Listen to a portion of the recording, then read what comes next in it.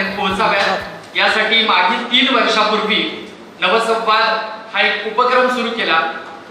महाराष्ट्रातील विविध क्षेत्रामध्ये उल्लेखनीय कार्य केलेल्या 9 महिलांना आपण या ठिकाणी बोलावत असतो आणि त्यांच्या माध्यमातून हा संपूर्ण सोहळा जागर स्त्री विचारांचा करत असतो।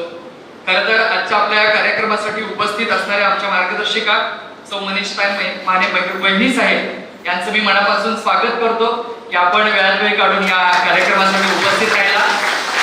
त्याचबरोबर इतिहासातलं संशोधन कार्यामध्ये ज्यांचं नाव महाराष्ट्रभर उल्लेखनीय पद्धतीने घेतलं जातं अशा डॉक्टर मंजुश्रीताई पवार या ठिकाणी उपस्थित आहेत। मॅडमांचं सुद्धा मी अगदी मनापासून या ठिकाणी स्वागत करतो।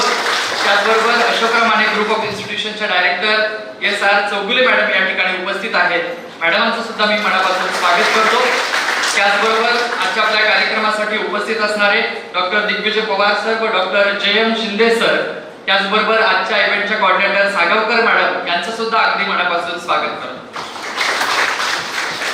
तर हा नवसंवाद घेण्यामागची नेमकी प्रेरणा काय आहे? 3 वर्षापासून आपण हा उपक्रम घेत आहोत। रेणुका खोत म्हणतात की उंबरा हा घराला नाही तर बाईच्या मनाला असतो आणि बाई जोपर्यंत मनातून उंबरा बाहेर काढत नाही तोपर्यंत तिची प्रगती होत नाही। या आजच्या काळामध्ये नवी क्षितिज, नवा उल्लेख, नवी दिशा ही विद्यार्थिनींच्या मनामध्ये यावी, काळाची बदललेली पावलं त्यांना ओळखता यावी यासाठी विविध क्षेत्रातील मान्यवरांना आपण या ठिकाणी आमंत्रित करत असतो। म्हणजे प्रशासकीय अधिकारी असतील, त्याचबरोबर डॉक्टर्स असतील, ऍडव्होकेट असतील, विविध विषयातील तज्ञ असतील, यांना या ठिकाणी आपण आमंत्रित करत असतो आणि त्यांच्या मार्फत विद्यार्थिनींना हे मार्गदर्शन आपल्याकडून होत असतं। तर आपल्या कार्यक्रमासाठी उपस्थित असणाऱ्या मान्य सौ मनीषाताई माने बहिणी साहेब, माजी जिल्हा परिषद सदस्य व डायरेक्टर श्री बाळासाहेब माने शिक्षण प्रसारक मंडळ अंबक यांचं स्वागत मान्य डॉक्टर एस.आर. चौगुले मॅडम यांनी करावं अशी मी त्यांना विनंती करतो। आपण एक छोटंसं पुस्तक भेट देऊन आपण या ठिकाणी स्वागत करत आहोत। त्यानंतर आजच्या आपल्या कार्यक्रमासाठी उपस्थित असणाऱ्या आज प्रथम पुष्प ज्या गुंफणार आहेत त्या मान्य डॉक्टर मंजुश्री जयसिंगराव पवार, इतिहास संशोधक, यांचं स्वागत मान्य सौ मनीषा माने बहिणी साहेब यांनी करावं अशी मी त्यांना विनंती करतो। अवल्य उदाहरण म्हणजे आदरणीय डॉक्टर मंजुश्री पवार यांनी जोरदार टाळ्या। Doctor S R. Chougule madam, director Ashokrao Mane group of institutions, यांचं स्वागत डॉक्टर जयम शिंदे सर यांनी करावं अशी मी आदरणीय शिंदे सरांना विनंती करतो। Doctor S R. चौगुले मॅडम यांचं या ठिकाणी स्वागत होत आहे। त्यांच्या मार्गदर्शनामध्ये आपल्या कॉलेजची घोडदौड संस्कृतच्या क्षेत्रामध्ये वेगवेगळ्या उपक्रमांच्या माध्यमातून एक वेगळा माइलस्टोन आपण आपल्या कॉलेजच्या माध्यमातून गाठलेला आहे, त्याच्या मार्गदर्शिका। त्याचबरोबर आज या ठिकाणी उपस्थित असणारे doctor Jayam Shinde sir, doctor D J. Pawar sir यांचंही मी पुन्हा एकदा स्वागत करतो आणि मान्यवरांना आसनस्थ होण्याची विनंती करतो। मी आता जसं म्हटलं की ज्यांच्या मार्गदर्शनाखाली आपण एक ऑटोनॉमस कॉलेजचा दर्जा म्हणून पुढे जात आहोत। आपण सातत्याने नवनवीन उपक्रम बघत आहोत की नवनवीन उपक्रम, रिसर्च कॉन्फरन्सेस असतील, डेक्कन डायलॉग असेल, असे अनेक कार्यक्रम आता आपण घेत आहोत आणि हे ज्यांच्या नेतृत्वाखाली आपण करतो आहोत त्या doctor S R. Chougule madam, director Ashokrao Mane group of institutions, यांना मी विनंती करतो की आपण उपस्थित विद्यार्थिनींना, स्टुडंट्स आणि teaching non teaching staff members, आपण अशोकराव माने इन्स्टिट्यूटमध्ये पाहिलं, आपल्या कॉलेजमध्ये पाहिलं की 50% अबव स्टुडंट्स, गर्ल स्टुडंट्स जे इतिहासातल्या पान आणि पान चाळून त्यांनी रिसर्च केलेला आहे। तुम्ही त्यांच्या जेव्हा त्या संवाद साधतील तुमच्याशी तुम्हाला क्लॅरिटी येईलच। आणि दुसऱ्या आमच्या सर्वा मनीषाताई माने ह्या तर 26 इन्स्टिट्यूट रन करतात। एवढं धडाडीबाज व्यक्तिमत्व आहे, इंथुजियास्टिक आहेत, एनर्जेटिक आहे। जे एनर्जी काय असते ते मॅडमकडे बघितल्यानंतर लक्षात येतं। तर आज हा कार्यक्रम आयोजित केलेला आहे आपण वर्ष म्हणजे जसे सर म्हणले, लोळगे सरांनी ऑलरेडी एक्सप्लेन केलेलं आहे की every year we are going to organize this नवसंवाद 2025। स्त्रियांची भूमिका जगातल्या जागतिक उलाढालीमध्ये खूप मोठी असते, हे झालं जग पातळीवरती। इथे आपण ॲज अ स्टुडंट म्हणून वर्क करतो आणि इथे आपल्याला करायला काय पाहिजे हे पण तितकंच इम्पॉर्टंट आहे। आणि त्यासाठी ह्या नवसंवाद माध्यमातून विद्यार्थ्यांना अवेअरनेस निर्माण व्हायला पाहिजे की ज्या आम्ही मुली आहोत, ही मुली जसं आता लोळगे सर म्हटले, जे काही असतं ते depends on your thought process. तुमची थॉट प्रोसेस एवढी प्रगल्भ पाहिजे की you are going to represent your two homes. तुमचा जो आता सध्या तुम्ही माहेरी आहात, लग्नानंतर तुम्ही सासरी जाताय, तिथं तुम्हाला डेव्हलपमेंट थ्रूआउट लाईफ करावी लागते. As well as your career is also important. Career तिथे सुद्धा तुम्हाला तुमचा स्पेशल कसा उंडवायला लागतो, तुम्हाला जस्टिफाय करावं लागतं, तुम्हाला प्रूव्ह करायला लागतं. ठीक आहे. तर पॉझिटिव्ह माइंड कसा असला पाहिजे. मग इतिहासातल्या ज्या काही घडलेल्या जिजाऊ असतील, भरपूर व्यक्तिमत्व आहेत, मॅडम सांगतीलच की वेगवेगळ्या इतिहासामध्ये घडलेल्या ज्या माता आहेत, ज्या भगिनी आहेत, त्यांची जर तुम्ही पानं चाळली तर तिथे टेक्नॉलॉजी नव्हती, पण माइंड थॉट प्रोसेस होतं. थॉट प्रोसेस एवढी प्रगल्भ, इच्छाशक्ती एवढी प्रगल्भ की मी ठरवलं आणि मी करणार, ह्या भावनेनं त्या कामकाज करत होत्या. आणि आता आपल्याकडे सगळी यंत्रणा अवेलेबल आहे, फक्त करायचं काय आहे ह्याचा विचार आपण करायचा आहे.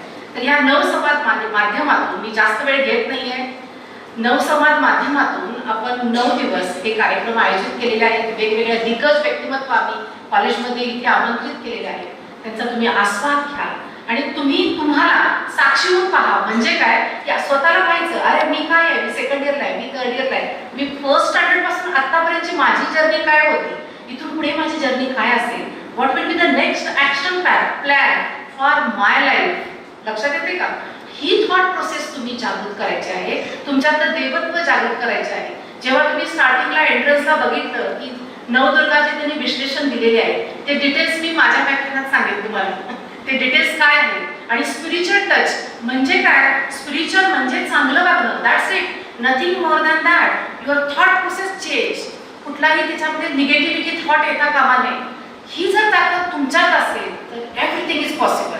So thank you very much for calling me here as the explaining about the Navsamvad and in presence of Navratri also. Thank you very much. विविध आघाड्यांवरती लढणाऱ्या या स्त्री शक्तीच्या जागरासाठीच आपला हा आजचा कार्यक्रम आहे. ज्यांच्या नेतृत्वाखाली आम्ही हे सगळं करतो आहोत, आमच्या मार्गदर्शिका, उत्कृष्ट वक्तृत्व, नेतृत्व आणि कर्तृत्व यांचा संगम असणाऱ्या मान्य सौ मनीषा माने वहिनी साहेब यांना मी विनंती करतो की आपण उपस्थित विद्यार्थिनींना मार्गदर्शन करावं. सर्वांना शारदीय नवरात्रोत्सवाच्या खूप खूप मनापासून शुभेच्छा. आजच्या कार्यक्रमासाठी व्यासपीठावर उपस्थित प्रख्यात इतिहासकार आदरणीय पवार मॅडम आहेत, त्याचबरोबर आपल्या कॉलेजच्या डायरेक्टर चौगले मॅडम, त्याचबरोबर JM शिंदे सर आहेत, पवार मॅडम आहेत, कार्यक्रमाचं ऑर्गनायझेशन करतात ते मला वाटते उपस्थित मॅडम, आणि उपस्थित सर्वच फॅकल्टी, टीचिंग, नॉन टीचिंग आणि या कार्यक्रमासाठी उपस्थित असणाऱ्या सर्वात महत्त्वाच्या विद्यार्थी प्रतिनिधी जे काही या ठिकाणी उपस्थित आहेत, आपल्या सर्वांचे या कार्यक्रमाच्या ठिकाणी खरोखर मनापासून खूप खूप स्वागत करते.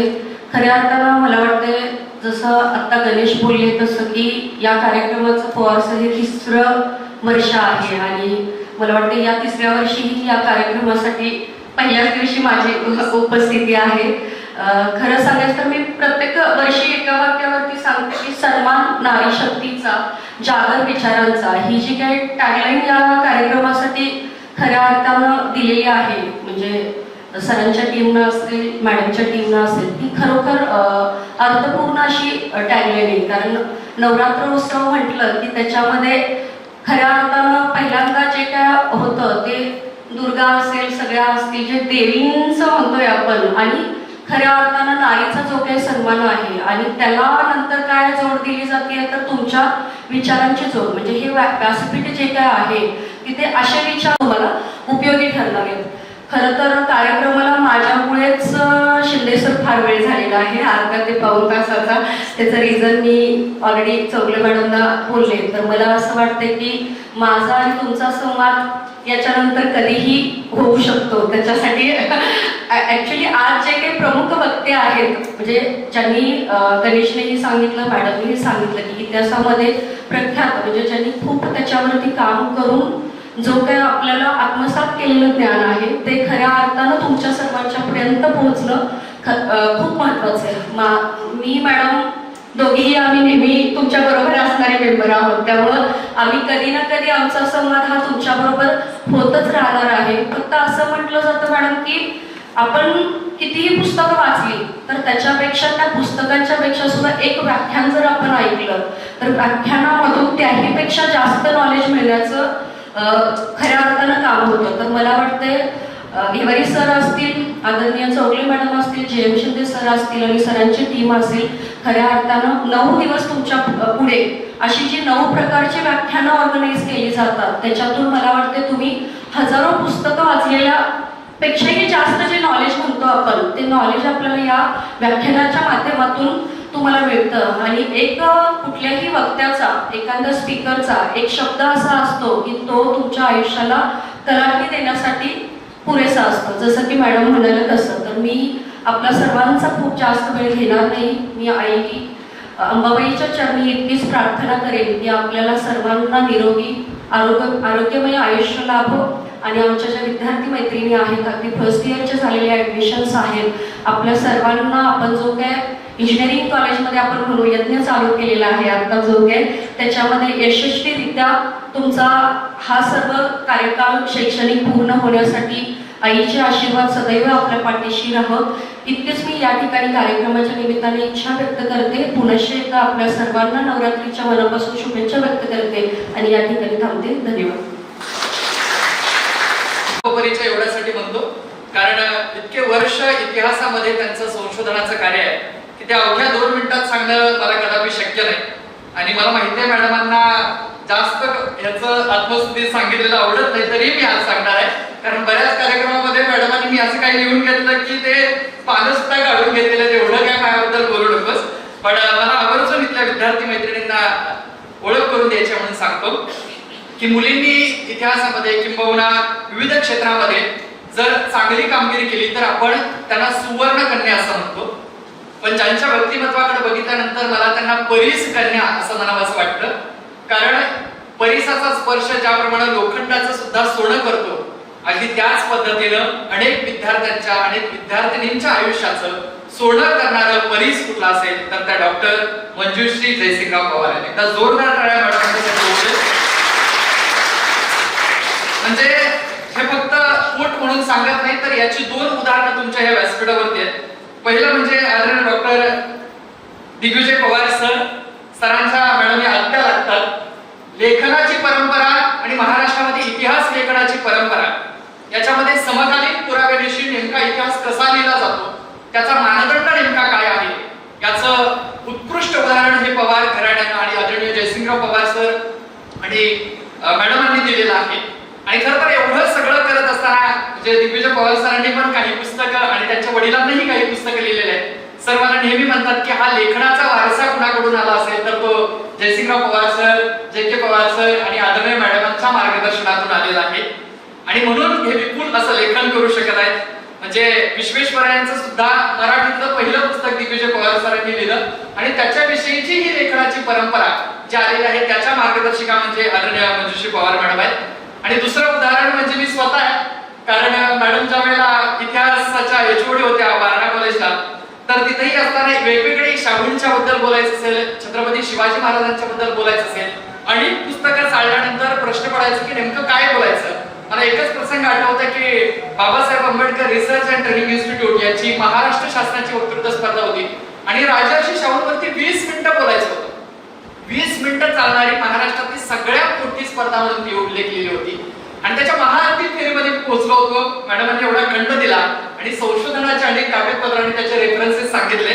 योगायोगानं त्या स्पर्धेमध्ये प्रथम क्रमांक आला त्यावेळेला मी ते यश महाराष्ट्र शासनाच्या व्यासपीठावरून मॅडमांना डेडिकेट केलेलं होतं. म्हणजे आमच्या जडणघडणीमध्ये सुद्धा मॅडमांचा फार मोठा आणि मोलाचा वाटा आहे. असं इतिहासाचं पूर्ण वेळ आयुष्य ज्यांनी वाहून घेतलं इतिहास संशोधनासाठी अशा मंजुश्री जयसिंगराव पवार यांचा अल्प परिचय सांगायचा झाला तर गेली 25 वर्ष इतिहास प्रबोधिनी या संस्थेमध्ये मॅडम संशोधनाचं कार्य करत आहेत. राजर्षी शाहू पंचखंडात्मक चरित्र ग्रंथाचे सहाय्यक संपादक म्हणून मॅडमांनी काम केलेलं आहे. त्याचबरोबर शाहू महाराजांचे स्वातंत्र्य चळवळीतील योगदान या विषयी मॅडमांनी प्रकाशात आणणारी अनेक दुर्मिळ पत्रांचा शोध हा मॅडमांनी लावलेला आहे. म्हणजे आवर्जून मला सांगावं असं वाटेल की नरची केळकर यांनी ज्यावेळेला स्वराज्यद्रोही छत्रपती म्हणून शाहू महाराजांच्यावरती टीका केली होती, तर त्या टीकेला उत्तर देण्याचं काम मॅडमांनी आपल्या अनेक संशोधन पत्रातून केलेलं आहे. अरविंद घोष यांची दुर्मिळ अशी पत्र सुद्धा मॅडमांनी शोधून काढलीत आणि त्याच्या माध्यमातून इतिहासाचा सबळ पुरावा देऊन राजर्षी छत्रपती शाहू महाराज हे स्वराज्यद्रोही छत्रपती नाहीत, तर ते स्वराज्य प्रेमी छत्रपती आहेत. ज्यांनी ठामपणे महाराष्ट्राच्या इतिहासामध्ये सांगून दिलं ते म्हणजे आदरणीय डॉक्टर मंजुश्री जयसिंगराव पवार आहेत. डॉक्टर बाबासाहेब आंबेडकरांच्या दुर्मिळ आणि अप्रकाशित पत्रांचे संशोधन आणि प्रकाशन सुद्धा मॅडमांनी केलेलं आहे. मध्ययुगीन स्त्री इतिहासाची पुनर्मांडणी या अभ्यासाचा मॅडमांचा विषय आहे. अनेक राष्ट्रीय आणि आंतरराष्ट्रीय परिषदांमध्ये म्हणजे अगदी गल्लीपासून ते दिल्लीपर्यंत महाराष्ट्राच्या अनेक व्यासपीठावरून हा जाज्वल्य इतिहास ज्यांच्या ओजस आणि अमोघ वक्तृत्वातून मांडण्याचं काम केलेलं आहे त्या म्हणजे आदरणीय डॉक्टर मंजुश्री जयसिंगराव पवार आहेत. त्यांनी अनेक पुस्तकं लिहिलेली आहेत. Rajarshi Shahu British paramount power of India हे एक पुस्तक मॅडमांनी लिहिलंय. मध्ययुगीन भारत इतिहास व संस्कृती हे पुस्तक लिहिले. इतिहासाच्या पाऊल खुणा द्रष्टा राजा राजर्षी शाहू महाराज वेद इतिहासाचा जिजाबाई ते विमलाबाई इतिहास संघर्षाचा राजर्षी शाहू पंचखंडात्मक चरित्र मराठी सत्तेचा उदय हिंदुस्थानाच्या स्वातंत्र्य चळवळीचा इतिहास असं अनेक विपुल लेखन मॅडमांनी केलंय. खरं तर मी आवर्जून म्हणेन की मॅडमांचा परिचय वाचत असताना माझ्यासारख्या सुद्धा नववक्त्याला एका दम लागायला लागतो आणि एवढं सगळं काम त्यांनी एका दमात केलेलं आहे. म्हणूनच मॅडमांच्या या संपूर्ण कार्यासाठी अशोकराव माने ग्रुप ऑफ इन्स्टिट्यूशनच्या वतीनं मनापासून शुभेच्छा देतो. त्यांना मानाचा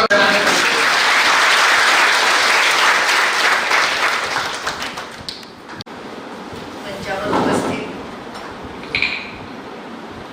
कार्यक्रमाच्या प्रमुख पाहुण्या, प्रमुख अतिथी, या संस्थेच्या प्रमुख सर्वे सर्वा मनीषाताई माने, त्याचबरोबर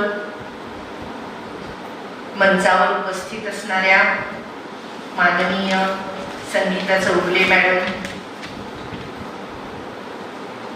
दिग्विजय पवार माझे भाचे, त्यामुळे मी सर म्हणणार नाही,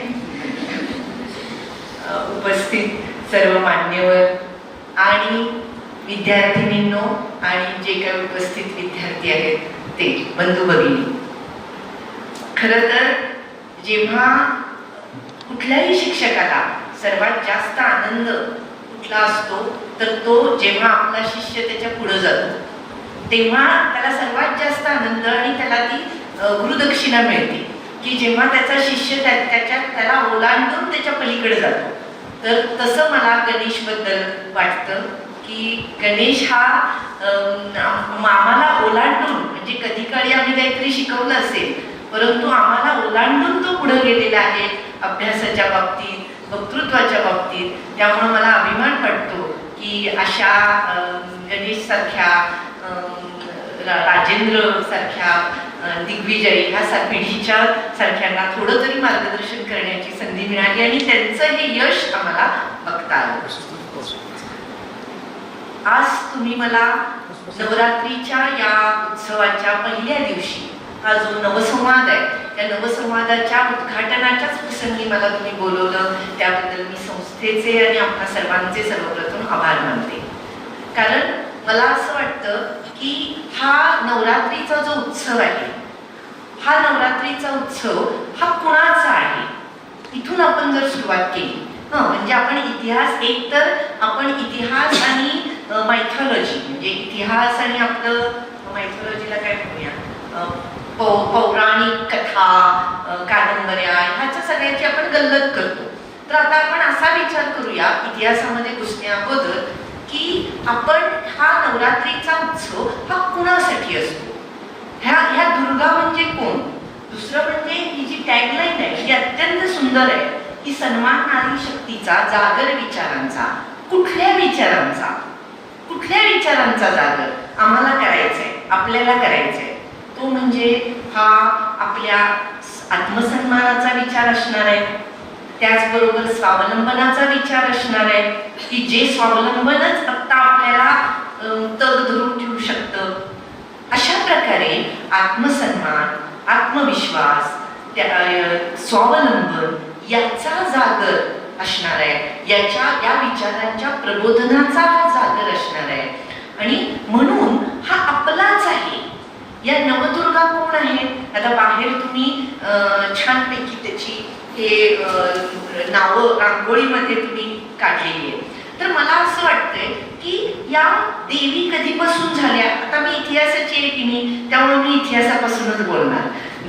मला कळलंय की तुम्ही सगळ्या जणी या खूप टेक्निकल सायन्स या बेस्डच्या आहे, त्यामुळं कदाचित तुम्हाला इतिहास थोडासा बोरिंग वाटू शकतो. पण तुमच्या सरांनी मला सांगितले की नाही, आमच्या स्टुडंट्सना इतिहास आवडतो. तुमच्या वतीनं त्यांनी खात्री दिलेली आहे.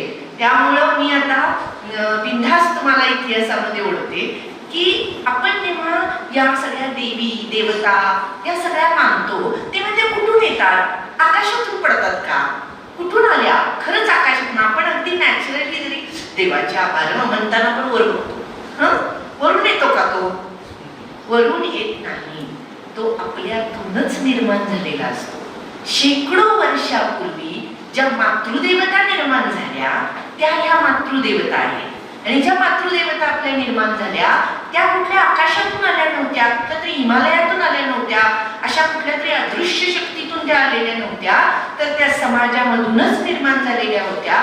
पण समाजामधल्या अशा स्त्रिया की ज्या स्त्रियांनी काहीतरी अद्वितीय काम केलेलं आहे. मग त्यांनी एखाद्या दुष्ट प्रवृत्तीचा संहार केला असेल किंवा स्वतःवर ताबा मिळवला असेल. जसं मॅडम म्हणाल्या, चौगले मॅडम, की अध्यात्म म्हणजे काय किंवा आत्मशक्ती म्हणजे काय, तर स्वतःवर ताबा मिळवला असेल, त्यातून त्या जिंकल्या असतील. त्याचबरोबर विश्वाची बरीचशी सत्य शोधून काढली असतील त्यांनी. अशी कितीतरी अशा अद्वितीय गोष्टी ज्या स्त्रियांनी केल्या त्या स्त्रियांना पुढं देवता स्वरूप प्राप्त झालं समाजामध्ये. त्यांना आता आपण साधं गणित बघा, आपण आता काय म्हणतो, शिवाजी महाराजांना आपण देवस्वरूप मानतो, बरोबर? की ते जणू काय आपल्यासाठी देवच आहेत असं आपण मानतो. तसं हे शेकडो वर्षांपूर्वी या सगळ्या मातृदेवता होत्या, या सगळ्या कर्तृत्ववान स्त्रिया होत्या. आता याचे एक उदाहरण सांगते. आजचीच जी नवदुर्गांमधली आजची जी पहिली आहे ती शैलपुत्री आहे, हिमालयाची कन्या. तर अशा लल्लन देवी सारख्या अनेक काश्मीरमध्ये, म्हणजे आता हिमालय म्हणून मी काश्मीरचं उदाहरण देते, काश्मीरमध्ये अशा संत स्त्रिया होऊन गेल्या की ज्या त्या काळाच्या पुढं होत्या, काळाच्या पुढचे विचार त्यांनी मांडलेले आहेत आणि त्या समाजामध्ये उल्लेखनीय असं काम त्यांनी केलेलं आहे. तर अशा प्रकारची ही शैलपुत्री हिमालयात जन्मलेली एक अद्वितीय स्त्री असणार आहे की जिनं समाजाला प्रबोधन केलं, समाजाला दिशा दिली आणि म्हणून तिचं नाव देवतेमध्ये मानलं गेलेलं आहे. त्यानंतर ब्रह्मचारिणी. बघा, कठोर तपश्चर्या करणाऱ्या देवीला ब्रह्मचारिणी म्हटलं गेलंय. आता आपल्याकडं लग्न होऊन सौभाग्यवती होण्याला जो मान आहे किंवा जो सन्मान मिळतो समाजामध्ये, तर आपल्या एका देवीलाच ब्रह्मचारिणी असल्याचा मान मिळालेला आहे. म्हणजे तिनं ब्रह्मचारिणी राहून कठोर, नुसतीच ब्रह्मचारी राहिलेली नाहीये, तर ब्रह्मचर्य राहून तिनं कठोर तपश्चर्या केलेली आहे. मग ती विद्येची असेल, ती तपाची असेल, पण तिनं कठोर तपश्चर्या केली. अशी आपली एक देवी आहे. त्यानंतर कुष्मांड नावाची देवी जी आहे ती विश्वाची तीन उत्पत्ती तिनं 3 वेळा केली आणि विश्वाची उत्पत्ती करणारी अशी ती देवी. म्हणजे आपण सर्वसामान्य जो एक समज असतो तो काय असतो, विश्वाची उत्पत्ती देवानं केली, तर ती ह्या देवीनं केलेली आहे विश्वाची उत्पत्ती असं आपण मानतो. म्हणजे काय प्रचंड तिच्यात शक्ती असणार आहे की जी विश्वाची उत्पत्ती करू शकते.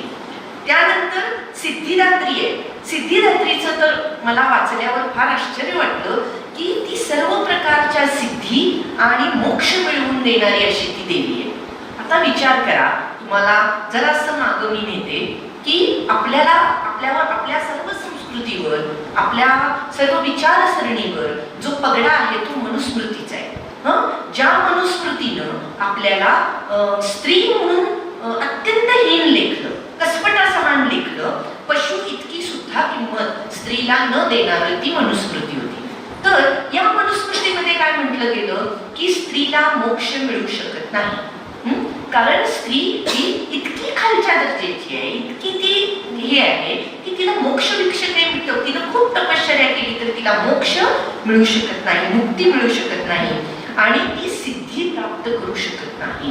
म्हणजे ती जर यज्ञाला बसू शकत नाही, ती जर देवपूजा करू शकत नाही, तिला कसलंच महत्व नाही, तर ती मोक्षाला काय पोचते आणि ती सिद्धी काय प्राप्त, सिद्धी म्हणजे वेगवेगळ्या सिद्धी त्या कशा प्राप्त करेल. पण या मनुस्मृतीच्या अगोदरही आमची संस्कृती होती आणि ती लोकसंस्कृती होती. त्यातल्या देवता ह्या मातृदेवता होत्या आणि त्यातली ही सिद्धी दात्री ही सर्व सिद्धी प्राप्त केलेली आणि दुसऱ्याला मोक्ष देऊ शकणारी अशी ही देवी होती. आता हे सगळं मला तुम्हाला का सांगावं असं वाटलं तर एवढ्यासाठी की ह्या देवता आकाशातून येत नसतात, त्या आपल्यातूनच येत असतात, आपल्यातल्या असामान्य कर्तृत्वातूनच येत असतात आणि त्यानंतर आपल्या देवता बनतात. म्हणजे खूप इतिहासामध्ये अशी उदाहरणं आहेत की छोटी छोटी ग्रामदेवतेची उदाहरणं आहेत की गावामधली ग्रामदेवतेचे जर आपण अभ्यास करून शोध काढायला गेलो तर ती ग्रामदेवता कोणीतरी पूर्वीची स्त्री असते की जिने गावासाठी काहीतरी केलेलं असतं आणि त्यामुळे तिचं मंदिर बांधलेलं असतं आणि ते काही वर्ष गेली 100-200 वर्षानंतर ती ग्रामदेवता म्हणून आपण बघत असतो. तर देवता ह्या अशा आपल्यातून निर्माण होतात, त्या दुसरीकडून कुठूनही निर्माण होत नाहीत आणि म्हणून मला असं म्हणायचं आहे की हा जो उत्सव आहे हा आपला उत्सव आहे, तुमच्या आमच्या मधल्या देवीत्वाचा हा उत्सव आहे असं मला वाटतं. तर आता आपण पुन्हा इतिहासाकडे वळूया की याचं पहिलंच लेक्चर तुमचं इतिहास असं का ठेवलं असेल तर इतिहास आपल्याला काय शिकवतो. इतिहास हा आपल्याला मुळात भूतकाळाकडे कसं बघायचं, आपण काय होतो, आपण म्हणजे आपले पूर्वज, आपण भूतकाळामध्ये काय होतो, आपण कसे जगत होतो, आपण कोणत्या चुका केल्या, आपल्या पूर्वीच्या प्रेरणा काय होत्या, त्यातून आता आपण काय करू शकतो, आता आपलं जीवन सुसह्य कसं करू शकतो आणि भविष्याचा वेध कसा घेऊ शकतो. हे सगळं जर आपल्याला बघायचं असेल तर आपल्याला आपल्या पास्टकडे बघितलं पाहिजे, आपल्या इतिहासाकडे बघितलं पाहिजे. कारण आपण इतिहासातल्या या सर्व लोकांच्या, सर्व या स्त्रियांच्या खांद्यावर आपण उभ्या असतो. साधं उदाहरण जे तुम्हाला सर्वांना माहिती आहे ते उदाहरण म्हणजे सावित्रीबाई फुले झाल्या नसत्या तर मी इथे उभी नसते, तुम्ही पण नसता. हे साधं उदाहरण आहे आपलं जे आपल्या नेहमीच्या ह्याच्यातलं आहे. त्यामुळं आपल्या इतिहासात कोणीतरी काहीतरी केलेलं असतं, कोणीतरी काहीतरी चुका पण केलेल्या असतात, त्या चुकातून आपण सुधरत असतो, समजून घेत असतो आणि म्हणून आपल्याला भविष्यात आपण काय केलं पाहिजे हे समजण्यासाठी आपल्याला इतिहासाची ब्लू प्रिंट लागते. आणि म्हणून तुमचं कदाचित हे पहिलं नवदुर्गेचं पहिलं लेक्चर हे विचारपूर्वक संयोजकांनी इतिहासावर ठेवलं असेल. तर दुसरी गोष्ट की आपण इतिहासातल्या स्त्रियांबद्दल का बोलायचं तर त्याचं पहिलं उत्तर तुम्हाला त्या देवींच्या ह्याच्यातून मिळालेलंच आहे, कारण ते आपल्याबद्दल आहे. इतिहासातल्या स्त्रियांबद्दल आपण बोलणं, ऐकणं, लिहिणं ही आपली एक जैविक प्रक्रिया आहे. कारण आपलं हे नातं कसं आहे, भगिनी भावाचं नातं आहे. आपल्या अगोदरच्या भगिनींनी काय केलं हे समजून घेणं, त्यांना काय त्रास झाला, त्याच्यातून त्यांनी मार्ग कसे काढले, खंबीर कशा राहिल्या, त्यांनी धीर कसा जपून ठेवला हे समजून घेऊन आत्ताचा आपला धीर कसा आपण एकवटायचा हे समजून घेणं, यासाठी आपण ह्या इतिहासातल्या स्त्रियांवर बोललं पाहिजे, ऐकलं पाहिजे, त्यांना समजून घेतलं पाहिजे. आपण जेव्हा भारतीय संस्कृतीबाबत बोलतो त्यावेळी आपल्याला एक विशाल अशी परंपरा आहे. मग अगदी कुठून पासून मी जसं तुम्हाला म्हटलं की विश्वाची उत्पत्ती ही खरं आपल्याला असं सर्वसामान्यांना वाटतं की विश्वाची उत्पत्ती ही कुठल्या तरी पुरुषाने केली आहे, परंतु ती स्त्रीने केली आहे. शेतीचा शोध कोणी लावला, स्त्रीने लावला. म्हणजे शेतीचा शोध लावण्यापासून ते संत साहित्याची निर्मिती करण्यापर्यंत आणि नवीन राज्य निर्माण करण्याची प्रेरणा देण्यापासून ते विशाल साम्राज्याचं रक्षण करण्यापर्यंत या सर्व प्रक्रियांमध्ये स्त्रिया आहेत आणि ह्या सगळ्या स्त्रियांनी आपली भारतीय संस्कृती ही अत्यंत अशी सुजलाम सुफलाम अशी स्त्री कर्तृत्वानं करून ठेवलेली आहे. तर यातला आता प्रचंड मोठा आवाका आपल्या भारतीय संस्कृतीचा आहे, भारतीय इतिहासाचा आहे, पण मी महाराष्ट्रापुरतं आणि अगदीच आपल्या भागापुरतं असा त्याचा आवाका आणते, म्हणजे आपल्याला काही मिनिटांमध्ये ते संपवता येईल. आपल्या देशामध्ये अनेक स्त्रिया अशा होऊन गेल्या की ज्यांच्या कर्तृत्वानं, ज्यांच्या अविरत संघर्षानं आपला इतिहास हा दैदिप्यमान बनला आणि आपल्याला ज्यांच्यातून अन्यायाविरुद्ध पेटून उठण्याची उर्मी आपल्यामध्ये निर्माण झाली, अशा अनेक स्त्रिया होऊन गेल्या. मग काय झालं, सगळ्याच स्त्रिया आपल्याला का माहित नाहीये?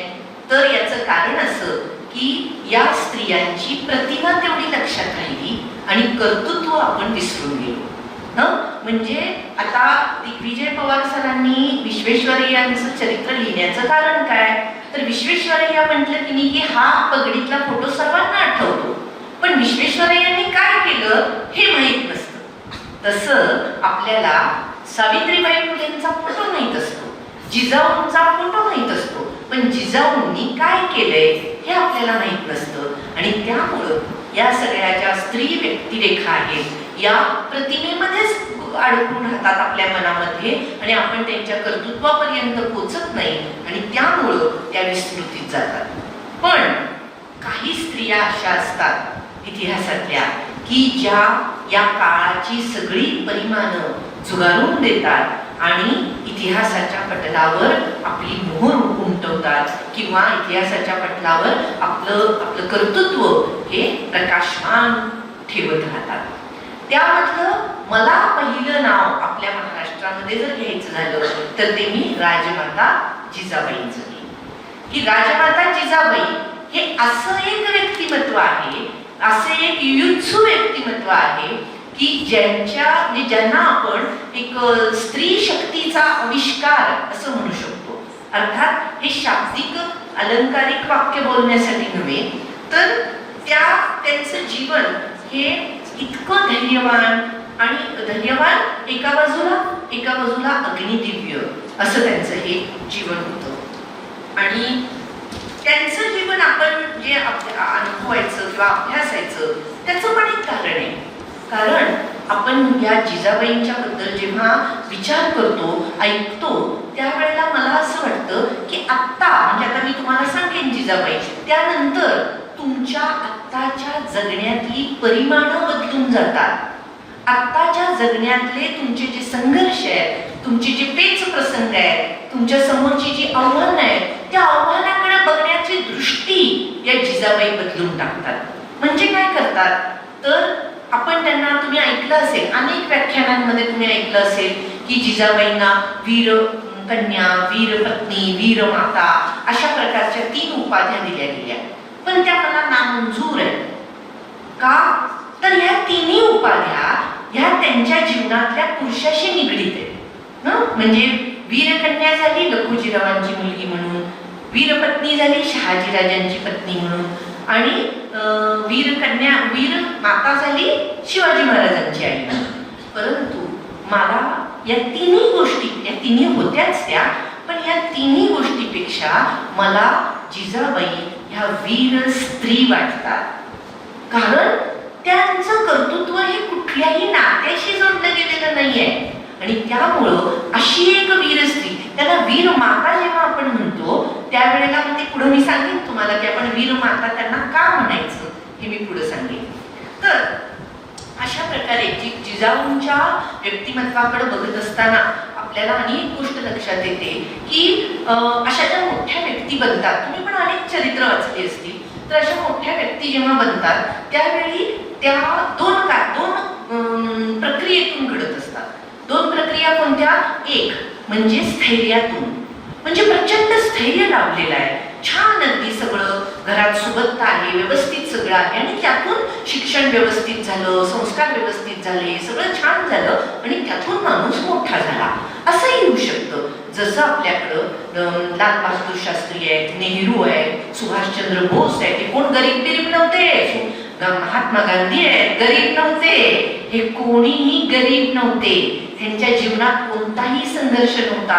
अत्यंत उच्चभ्रू अशा प्रकारच्या श्रीमंत घरात जन्माला येऊन ते सगळं फेकून देऊन रस्त्यावर उतरले ते समाजासाठी, देशासाठी. म्हणजे एक स्थैर्य असतं की जे स्थैर्य माणसाला वरपर्यंत नेतं. आणि मग दुसरी गोष्ट काय असते तर जीवनातलं अस्थैर्य, जीवनातली संकट हे माणसाला मोठं करतात. त्यामध्ये जिजाबाई येतात.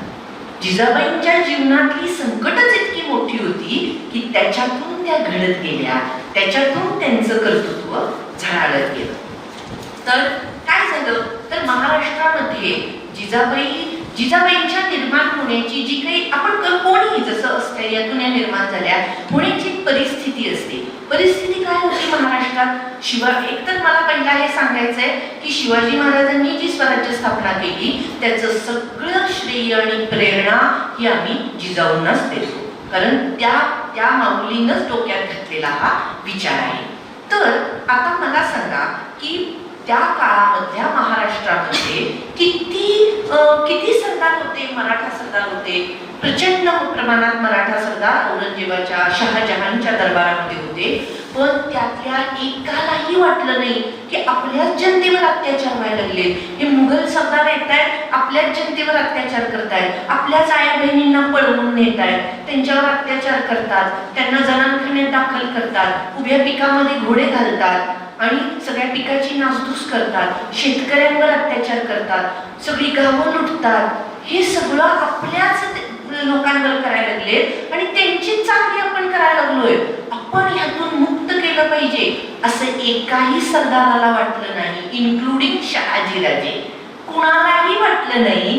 तो विचार जिजाबाईंच्या मनात आला की काय चाललंय हे महाराष्ट्रात, आणि हे असं चालणार असेल तर ही ह्या सगळ्या ह्या जे मुस्लिम सत्ता आहेत, इस्लामी सत्ता आहेत, हे जे सत्ताधीश आहेत यांची गुलामी नको, यांचं राजेपद आम्हाला नको, यांनी जे दिलेल्या जहागिऱ्या नको. मग ह्यातून काय तर स्वतःचं राज्य पाहिजे, स्वराज्य पाहिजे. हा विचार जो आहे हा विचार जिजाऊंच्या मनात कधी आला तर जेव्हा प्रचंड अत्याचार सगळे चालू होते. महाराष्ट्र काय हिंदुस्थानभर चालू होते आणि महाराष्ट्राबद्दल आपण बोलतोय.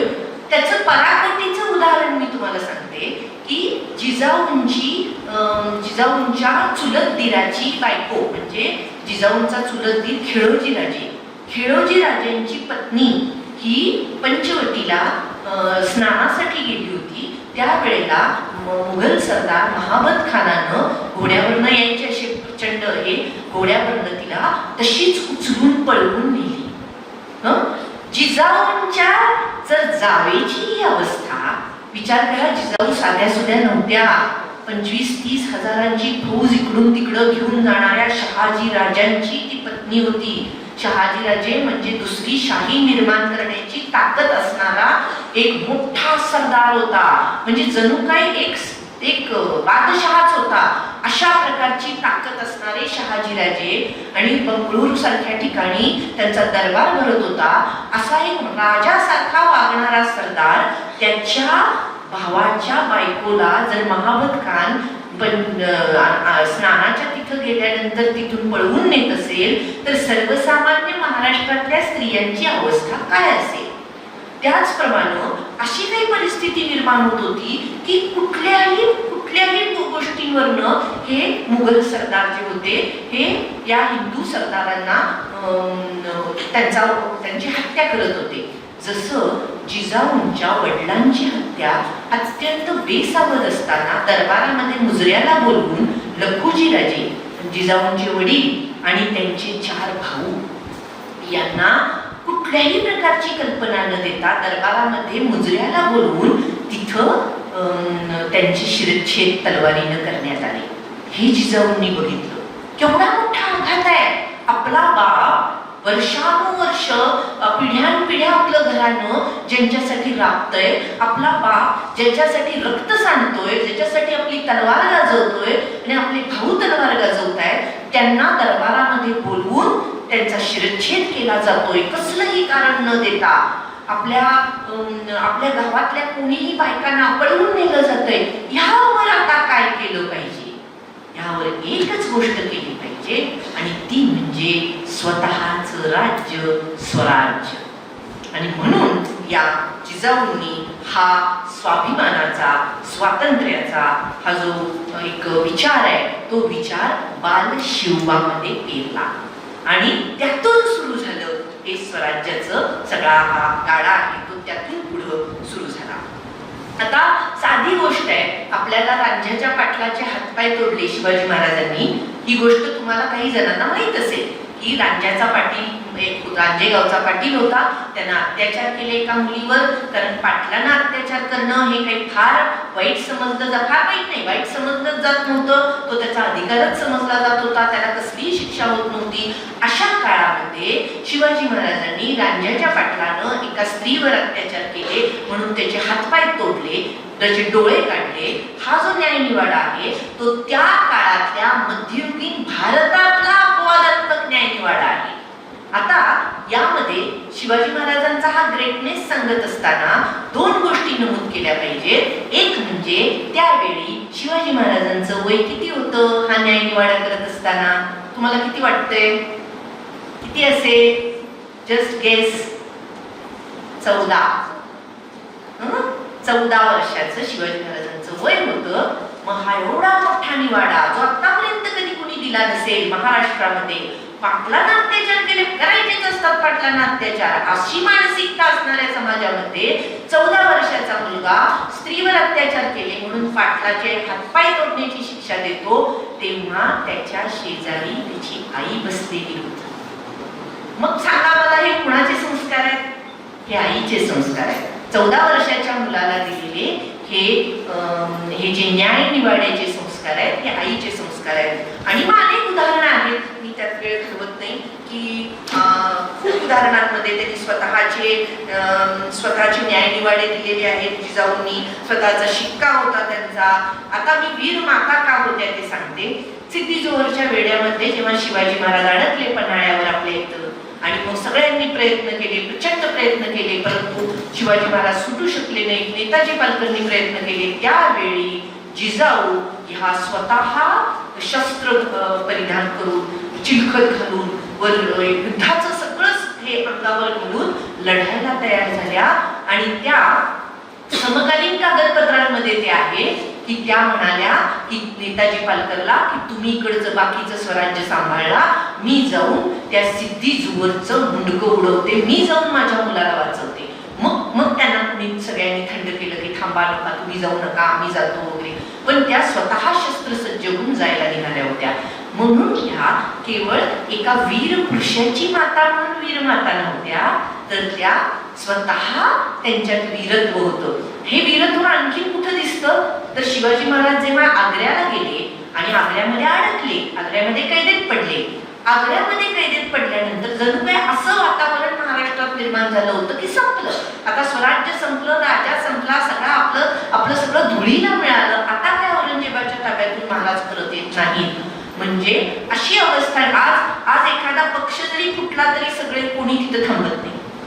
त्या काळामध्ये खुद्द छत्रपती हा औरंगजेबाच्या दाढेमध्ये अडकलेला होता.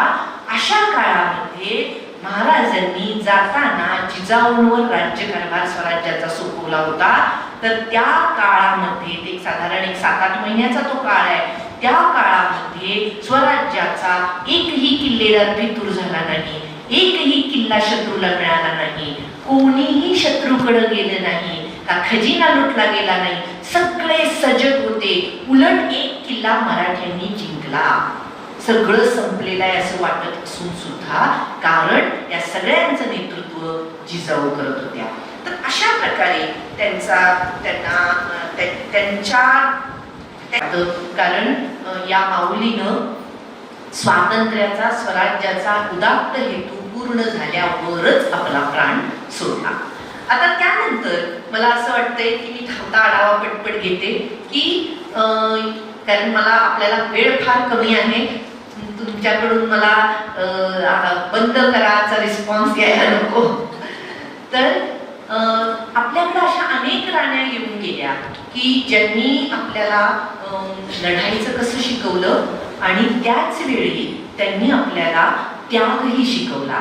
त्याग काय असतो म्हणजे जेव्हा संभाजी महाराजांना मारलं, अत्यंत हाल करून मारलं. विचार करा, संभाजी महाराजांना हाल करून मारल्यानंतर त्यांची पत्नी येसूबाईची अवस्था काय झाली असेल.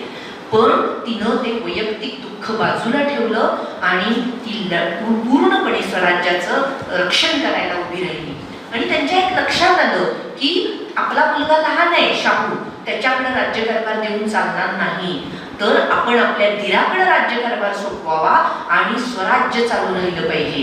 म्हणजे लाख मेले तरी चालतील, लाखांचा पोशिंदा जिवंत राहिला पाहिजे. छत्रपती जिवंत राहिला तर स्वराज्य जिवंत राहील. आणि म्हणून ज्या काळामध्ये सत्तेसाठी गादीसाठी भाऊ भावाला मारत होता, बाप वडिलांना तुरुंगात टाकत होता, औरंगजेबानं काय केलं, बापाला तुरुंगात टाकलं, भावांना मारून टाकलं आणि मुघल सत्तेची गादी घेतली. तर असं राजपुतांमध्ये चालत होतं, जाठांमध्ये चालत होतं, शिखांमध्ये चालत होतं, मुघल सत्तेत तर चालतच होतं. फक्त मराठी सत्ता अशी होती की जिथं एका राणीनं आपलं राणीपद पूर्ण बाजूला ठेवलं आणि धीराला छत्रपती म्हणून बसवलं.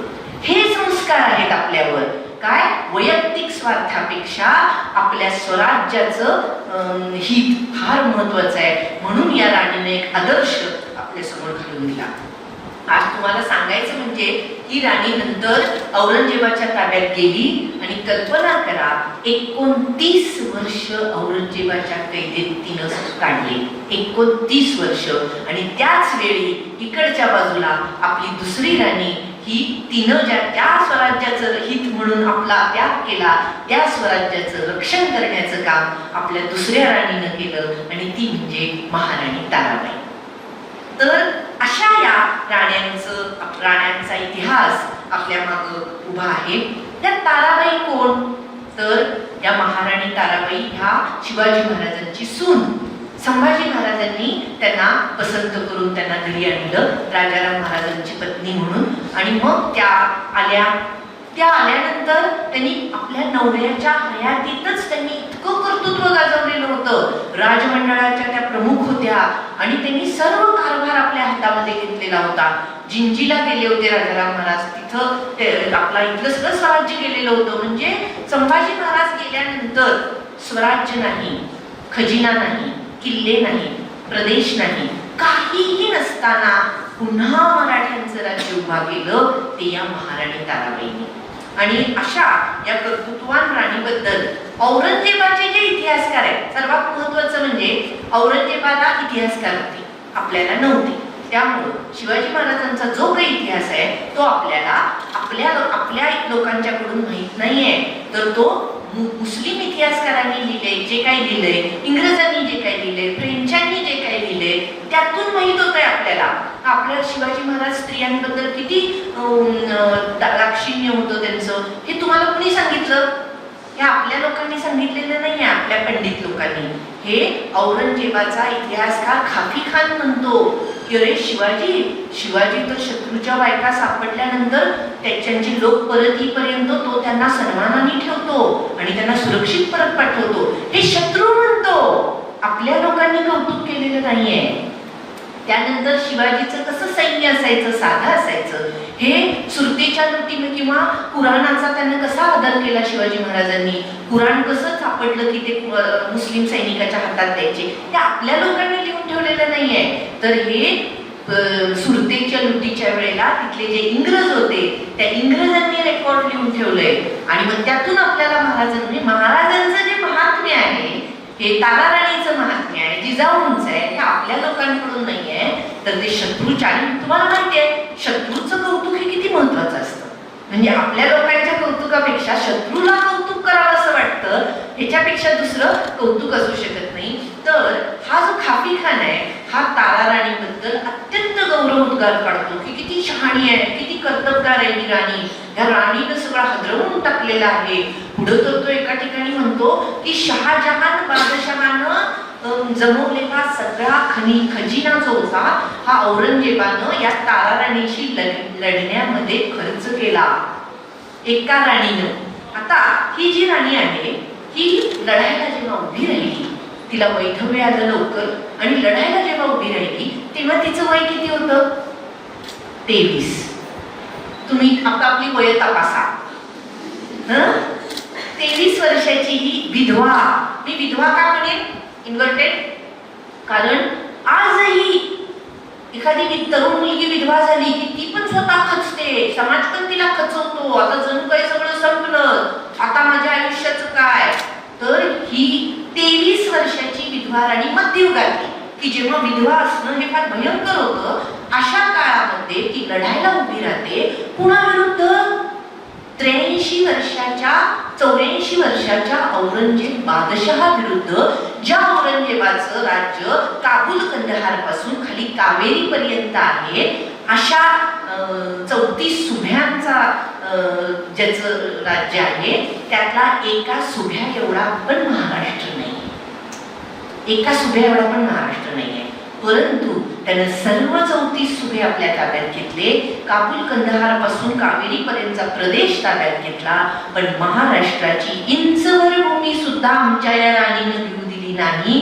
7-8 वर्ष तिनं संघर्ष केला आणि तिनं याच भूमीमध्ये, औरंगाबादला याच भूमीमध्ये या औरंगजेबाला गाडून घ्यावं लागलं.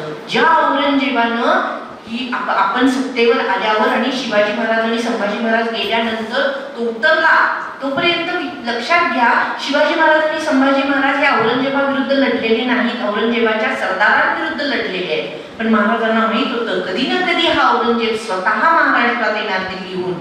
तसा तो ह्या तारामाईच्या काळामध्ये आला आणि खुद्द बादशहाशी लढाई आमच्या या 23-24 वर्षाच्या राणीने दिली. आणि या राजाला, ह्या बादशहाला महाराष्ट्रात आला जेव्हा हा प्रचंड सैन्यानिशी आला, तेव्हा त्याला असं वाटत होतं, त्यानं काय केलं? त्यानं आल्यावर दक्षिणेतली कुतुबशाही एका वर्षात घेतली, निजामशाही एका वर्षात घेतली, आदिलशाही एका वर्षात घेतली. ह्या सगळ्या मुस्लिम सत्ता होत्या ना, एकेका वर्षामध्ये त्यानं घेतल्या. आता त्याला असं वाटलं मराठीशाही तर कोणच उरलेलं नाही, सगळे शिवाजी गेले, शिवाजी महाराज गेले, आता त्याची पोरं पण गेली, ती पण 2 होती, ती पण गेली. आता कोण? विधवा राण्या, तरुण विधवा राण्या, त्या काय करणार आहेत? छोटी छोटी पोरं त्यांची. असं तो समजत असताना त्याला असं वाटलं मराठीशाही चुटकीसरशी घेऊ. असं वाटत असताना आमच्या या राणीनं, 24 वर्षाच्या राणीनं 7-8 वर्ष त्याला झुंजवलं आणि त्याला इथंच त्याला प्राण सोडावे लागले आणि त्याची कबर आपल्या महाराष्ट्रातच त्याला खोदावी लागली. तर अशा या राणीबद्दल त्यावेळेचा कवी देवदत्त हा म्हणतो, दिल्ली झाली दिनवाणी, दिल्ली झाली दिनवाणी, दिल्लीशाचे गेले पाणी. दिल्लीशा म्हणजे औरंगजेब. दिल्लीशाचे गेले पाणी, ताराबाई रामराणी भद्रकाली कोकली. बघा इथं भद्रकाली आली म्हणजे शेवटी आपल्या ह्या देवता ज्या आहेत त्या याचंच स्वरूप आहे. महिषासुरमर्दिनी काय आहे? महिषासुरमर्दिनीच्या खाली, पायाखाली जो राक्षस आहे, तो राक्षस म्हणजे काय आहे? त्या राक्षस म्हणजे अपप्रवृत्ती आहे आणि त्या अपप्रवृत्तीला आपण मारू शकतो हे दाखवणारी ती महिषासुरमर्दिनी, ती दुर्गा, ती तिची आहे. तर म्हणून इथं देवदत्ताला मोह झाला की आपल्या ह्या राणीला भद्रकाली म्हणावं. तर भद्रकाली, तारा राणी भद्रकाली. दिल्ली झाली दिनवाणी, दिल्लीशाचे गेले पाणी, ताराबाई रामराणी भद्रकाली कोकली. रामराणी भद्रकाली रणरंगी क्रुद्ध झाली, प्रलयाची वेळ आली, मुघलो सांभाळा. हे कुठल्या काळामध्ये म्हणतोय तो?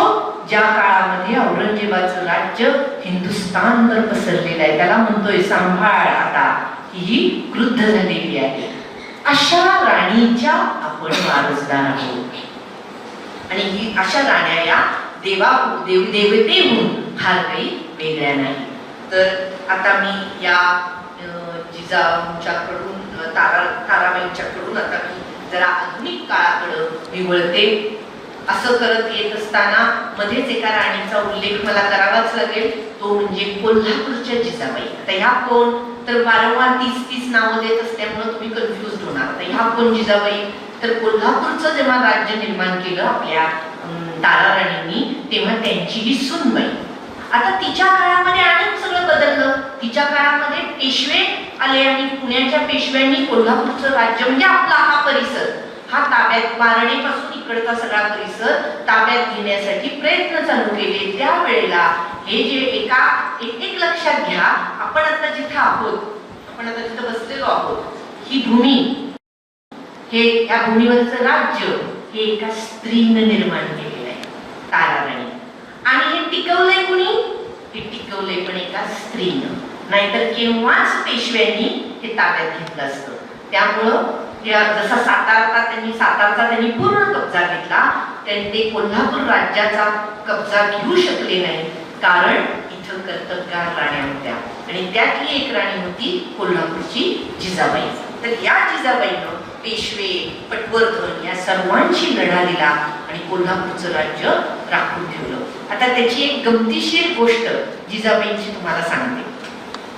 जिजाबाई कोल्हापूरच्या, राजमाता जिजाबाईचा आता झालं विसरा, आता कोल्हापूरच्या जिजाबाई एकदा ते काय हिंमत होती बायकांमध्ये, असं मी होतीच म्हणेन, कारण आता कुठं आपल्याला दिसतच नाही आहे ती. तर त्या तीर्थयात्रेला जाणार होत्या आणि त्यावेळेची तीर्थयात्रा म्हणजे खूप दिवसांची तीर्थयात्रा असायची, जाण्या येण्यामध्ये वेळ लागायचा वगैरे. त्यामुळे त्यांनी रामचंद्र पंत अमात्यांचे पुत्र होते, परशुराम पंत अमात्य मला वाटतंय, त्यांना असं सांगितलं की मी जाऊन येते तीर्थाटनाला, तोपर्यंत राज्यकारभार तुम्ही सांभाळा. तर इतकं काय म्हणतो आपण त्याला, आपला कायमच आपला सगळा समाज हा पुरुषसत्ता आणि पुरुषी अहंकाराचा बळी आहे. त्यामुळं त्यांचा पुरुषी अहंकार वर आला आणि एका बाईचं मी ऐकू, महाराणी असली म्हणून काय झालं, एका बाईचं मी ऐकायचं.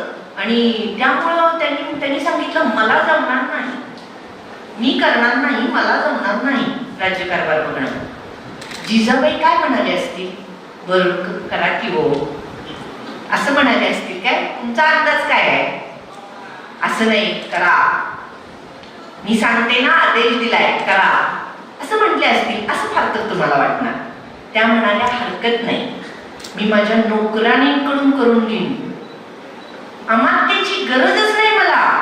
आणि त्यांनी 4 त्यांच्या कुणबिनी, ज्याला आता आपण नोकराणी म्हणूया, नोकर म्हणूया, स्त्री नोकर म्हणूया, 4 कुणबिनींना नेमलं आणि त्या 4 कुणबिनींनी काही महिने राज्यकारभार बघितला आणि त्या पत्र लिहित होत्या महाराणीला, हे असं तसं, महाराणी जिथनं सूचना देत होत्या.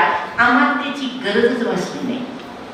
काय हिंमत असेल त्या राणीची आणि काय हिंमत, तिनं काय तयार केलं असेल तिच्या हातात. आपण नोकराणी म्हणायला नको, तिच्या हाताखालच्या स्त्रियांना तिनं काय तयार केलं असेल आणि काय हिंमत असेल. एका राज्याचा कारभार, आज ताई एवढ्या सगळ्या संस्थांचा सगळा पसारा सांभाळतायत, आपल्याला किती कौतुक आहे त्यांचं. एका राज्याचा कारभार हा सांभाळणं आणि तो अमात्यासारखा माणसानं नाही म्हटल्यावर तो आपल्या जबाबदारीवर पेलणं, या भूमीत आपण जन्माला आलेलो आहे, हे तुम्ही सगळ्यांनी लक्षात ठेवलं पाहिजे. त्यानंतर मी आधुनिक काळातल्या 2 महिलांची उदाहरणं देते आणि मी थांबते, कारण माझ्याकडे प्रचंड उदाहरणं आहेत. तुमचं सगळं संध्याकाळपर्यंत, दांडियापर्यंत सत्र मी चालवू शकते, एवढी माझ्याकडे उदाहरणं आहेत. तर मला सांगायचं आहे की ह्या झाल्या सगळ्या इतिहासातल्या जरा अगोदरच्या, परंतु आपण जर अलीकडच्या काळात आलो तर तुम्हाला एक विमलाबाई बागल, ज्या कोल्हापूरच्या एक रणरागिणी आपण त्याला म्हणता येईल, अशा की ज्यांनी काय काय केलं त्या स्त्रीनं. ही तर सर्वसामान्य होती, ही तर राजघराण्यातली नव्हती, तुमच्या आमच्यासारख्या घरातली होती, परंतु त्यांची जी जडणघडण, त्यांनी ज्या खंबीरपणे जी चळवळ चालवली ती फार महत्वाची आहे. द्विभार्या प्रतिबंधक कायदा या स्त्रीनं पहिल्यांदा आणला.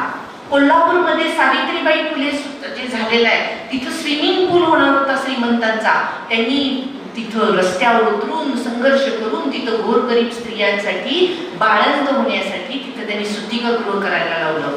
द्विभार्या प्रतिबंधक कायदा हा नव्हता, आपल्या देशात नव्हता. एक पुरुष किती बायका करू शकत होता, त्यावेळी कोल्हापूरमध्ये नाही, एका पुरुषानं एकच. आणि काय त्यातनं पळवाट होती, पहिल्या बायकोची संमती घेतली की दुसरी बायको करू शकतो. मग पहिली बायको ही तिला अधिकारच काही नसायचे, तिला सेल्स नसायचा, सेल्स नाही तर ती काय होच म्हणणार, ती स्वतः तिला घराबाहेर जाण्यापेक्षा ती हो म्हणायची. पण नाही, त्या तो कायदा होण्यासाठी ही स्त्री या स्त्रीनं संघर्ष केलेला आहे. संयुक्त महाराष्ट्राच्या चळवळीमध्ये त्यांनी मोठा हिरिरीनं सहभाग घेतला. हिंदू कोड बिल जे आपल्या स्त्रियांच्या उद्धारासाठी डॉक्टर बाबासाहेब आंबेडकर मांडू पाहत होते, ते हे करू पाहत अंमलात आणू पाहत होते, त्या हिंदू कोड बिलासाठी आंबेडकरांना राजीनामा द्यावा लागला. तर त्यांचा भारतातला पहिला सत्कार विमलाबाई बागलांनी कोल्हापुरात केला. का तर आमच्यासाठी तुम्ही हे लढताय म्हणून. तर 1950 साली प्रबोधनकार ठाकरे, आत्ताचे आपल्या उद्धव ठाकरेंचे वडील, त्यांनी या विमलाबाईंना रणरागिणी ताराराणी, म्हणजे बघा ना, आपण कसे इतिहासातून कनेक्ट होत येत असतो. इतिहास आपल्यापासून तुटलेला नसतो, आपण असे त्याला जोडले गेलेलो असतो. आणि या स्त्रियांची रूपं पण आपण अशी जोडतो. म्हणजे ताराराणीला कोणतरी भद्रकाली म्हणतंय आणि कोणीतरी विमलाबाईंना ताराराणी म्हणतंय. तर अशा प्रकारे आपण जोडल्या गेलेला असतो. एवढंच कशाला, तर स्वातंत्र्य चळवळ जोरात चालू होती, जोरात. आणि त्यावेळेला अगदी कोल्हापुरातल्या गल्लीतल्या 2 बायका, गल्लीतल्या त्यातली एक प्रेग्नंट होती, अशा गल्लीतल्या 2 बायका जोरात गांधींची चळवळ चालू होती. अशा वेळी आता शिवाजी पुतळा जो कोल्हापुरात आहे मोठा, तिथं विल्सनचा पुतळा होता. आणि त्या विल्सनचा पुतळा सगळ्यांना ब्रिटिश सत्तेबद्दल भयंकर राग आलेला होता. आणि आता त्याला म्हणजे प्रत्येक ब्रिटिशांची गोष्ट ही नासधूस केली पाहिजे असा एक विचार होता. आणि त्या विचारानं पेटून उठून भगीरथीबाई तांबट आणि हवारे, मला नाव आठवत नाही दुसऱ्या स्त्रीचं, तर ह्या दोघींनी कुणालाही न सांगता घरातनं बाहेर पडल्या, डांबराची एक बादली घेतली, गेल्या विल्सनच्या पुतळ्यावर डांबर मारलं तोंडावर आणि निघून आल्या पळून. इतिहासामध्ये नोंद झाली त्यांची. आणि विल्सनच्या पुतळ्याचं म्हणजे मोठं प्रकरण आहे ते. आज इतिहासामध्ये त्यांची नावं झळाळत आहेत. भगीरथीबाई तांबट प्रेग्नंट असणारी बाई, मग लपून छपून, मग भूमिगत झाल्या, पोलीस शोधायला लागले. असलं सगळं त्यांच्यामुळं विल्सनचा पुतळा तिथं निघाला. सर्वसामान्य बाई काय करू शकते, त्यासाठी तलवार घेऊन घोड्यावरून जायची गरज नाही. त्याचप्रमाणे रखमाबाई राऊतांचे एक उदाहरण मी सांगते. कोण ही रखमाबाई राऊत? सामान्य मुलगी पण स्वाभिमानी. मी जे तुम्हाला म्हटलं की आपण कशाचा जागर करतोय हे अगोदर ठरवा, कशाचा जागर करतोय याबद्दल अगोदर अवेअर व्हा. उगाच स्त्री शक्तीचा जागर नको, तर जागर कशाचा नक्की हे आपल्याला अगोदर कळलं पाहिजे. तर यामध्ये आत्मसन्मानाचा जागर काय असतो ते रखमाबाई राऊत सांगतात. एक मुलगी, त्या काळामध्ये खूप लवकर लग्न व्हायची, तशीच अशी अगदी 7-8 वर्षी लग्न झालं. लग्न एका दुसऱ्या मुलाशी ज्या झालं, तर ती वयात येईपर्यंत माहेरी राहिली. वयात आल्यानंतर ती सासरी गेली. सासरी गेल्यानंतर तिला तिचा नवरा आवडला नाही. काही कारण असेल काहीतरी, तिला तिचा नवरा आवडला नाही, तो योग्य वाटला नाही. आणि म्हणून तिनं असं ठरवलं की मी याच्याबरोबर राहणार नाही. म्हणून ती माहेरी परत आली. असं माहेरी परत येण्याचं स्वातंत्र्य त्या काळात मुलींना नव्हतं. मग माहेरी परत आल्यानंतर तिनं सांगितलं की मी याच्याबरोबर राहणार, संसार करणार नाही. मग समाजाला तसं चालत नाही. समाजाने सांगितलं हे चालणार नाही, तुझं लग्न झालेलं आहे, तू त्याच्याकडे नांदायला गेलं पाहिजे. ती म्हटली मी जाणार नाही. तिनं काय केलं असेल, ती कोर्टात गेली. कोर्टात गेली आणि तिनं न्याय मागायला सुरुवात केली. त्याचबरोबर इकडं ती शांत बसली नाही, तिनं अभ्यास चालू केला. लंडनला गेली, ती डॉक्टरेट झाली, डॉक्टर झाली, MD झाली. एवढं सगळं करून परत आली तरी सुद्धा समाज ऐकत नव्हता. तू त्याच नवऱ्याकडे गेलं पाहिजे. पण तिनं दुसरं लग्न केलं नाही, पण तिनं विद्या अभ्यासामध्ये वेळ घालवला. मी जे तुम्हाला ब्रह्मचारिणी म्हणते ना, त्या अशा ब्रह्मचारिणी आपल्याला आपल्या समाजामध्ये पण दिसतात. तर तिनं काय केलं, तर तिनं हे सगळं सामाजिक बहिष्कार टाकला. किती वर्ष? 23 वर्ष. तिचे वडील मात्र तिच्या पाठीशी खंबीरपणे उभे राहिले. आणि 23 वर्ष या राऊत कुटुंबानं समाजाचा बहिष्कार सहन केला. पण मुलीला जायचं नाहीये ना, त्यामुळे त्यांनी मुलीला आपल्याकडे ठेवलं. मुलगी लंडनला पाठवली, ती डॉक्टर झाली, MD झाली. एवढंच नव्हे तर इंग्रज सरकारनं या रखमाबाई राऊतना इंग्रज ए हिंद ही पदवी दिली. म्हणजे काय आत्मसन्मान आणि स्वाभिमानाची लढाई काय असू शकते हे आपल्याला यावरनं लक्षात येतं. तर मी इथं या कर्तृत्ववान स्त्रियांचा हा आलेख थांबवते आणि एवढंच सांगते की आत्ता आपला संघर्ष काय आहे, आत्ता आपली लढाई, आपली शस्त्र काय आहे. आत्ता आपला संघर्ष हा शिक्षणाचा, स्वावलंबनाचा, त्यानंतर पुढं तुमचं वैवाहिक जीवन सुरू झाल्यानंतर तिथल्या संघर्षाचा किंवा तिथल्या आत्मसन्मानाचा, तिथल्या जबाबदाऱ्यांचा, असा सगळा तो असणार आहे. आणि या सगळ्यामधले औरंगजेब नक्की कुठले, औरंगजेब कुठले, तुम्ही कसे ओळखणार तुमचे औरंगजेब?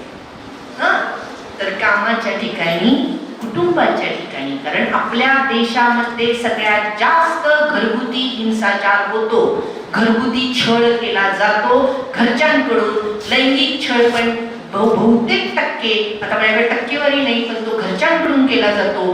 तर हे जे काही कामाच्या ठिकाणी आणि घरातल्या ठिकाणी, रस्त्यावर, जिथं जिथं तुमच्या आत्मसन्मानाला ठेच पोचेल अशा घटना, अशा व्यक्ती, अशा संघटना ह्या आपल्यासाठी औरंगजेब आहे. आणि मग आता लढायचं कसं? आम्ही तलवारीनं लढायचं का त्यांच्याशी? नाही. आता जे तुमच्या हातामध्ये जी लेखणी आहे, ती लेखणी तुम्ही जी विद्या घ्यायला या संस्थेत आलेला आहात, ते ज्ञान, कायद्याचं ज्ञान जे तुमच्यासाठी आवश्यक आहे, की थोडं तरी की आपल्यासाठी कायदा काय करू शकतो हे कळणं.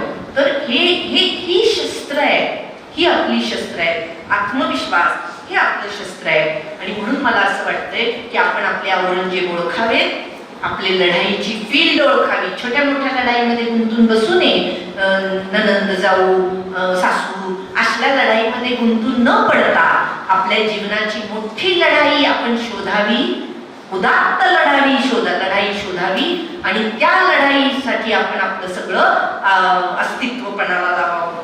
कारण मला असं वाटतंय की आपण जागा झाल्याशिवाय आपल्याला न्याय मिळणार नाही. आपल्या ह्या जर इतिहासातल्या कुणाला राजमाता जिजाऊंच्या पदरात आणून कुणी हे धर ग तुला स्वातंत्र्य म्हटलंय का? नाही. ताराराणीला औरंगजेबाला घे तुझं तुला स्वराज्य नाही.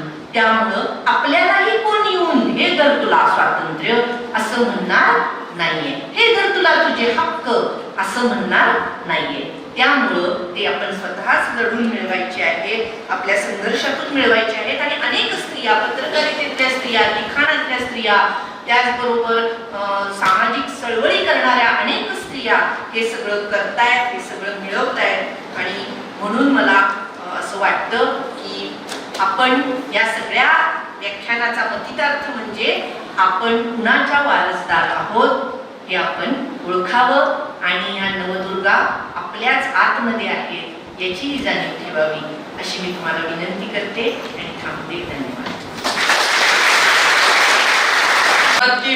मॅडमांनी सांगितले की आजच्या काळातली खरी तलवार काय आहे तर आपली लेखनी आहे.